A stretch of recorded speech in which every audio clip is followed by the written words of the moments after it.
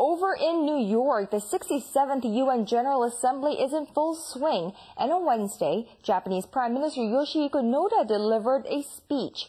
He took that opportunity to stress the importance of the rule of law in settling disputes. Experts say Noda's remarks were implicitly targeted at China and Korea, two neighboring countries entangled in territorial disagreements with Japan.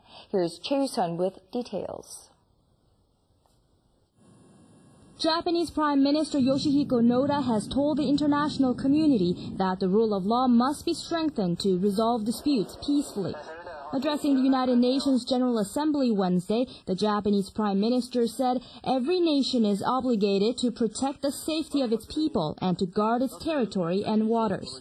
He vowed to meet these responsibilities as stated under international law.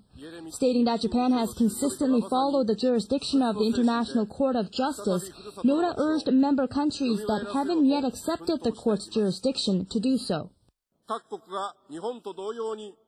I call on them to recognize the compulsory jurisdiction of the ICJ and for non-members of the ICC and the UN Convention on the Law of the Sea to join. This was clearly a message intended for Korea, which has flatly rejected Japan's proposal to take the sovereignty issue of the Korea-controlled Dokdo Islets to the ICJ. The Prime Minister also implicitly criticized China's deployment of surveillance vessels to waters near the Japan-controlled islands in the East China Sea, known as Senkaku in Japan and Diaoyu in China, which were sent in retaliation against Japan's recent purchase of the islands from a private owner. Any unilateral use of force or threats to realize one's ideology or claim goes against the fundamental spirit of the UN Charter and wisdom of humanity. After his UN address, Noda said there would be no compromise on the sovereignty of the island group, since the islands are part of Japanese territory in terms of both history and international law.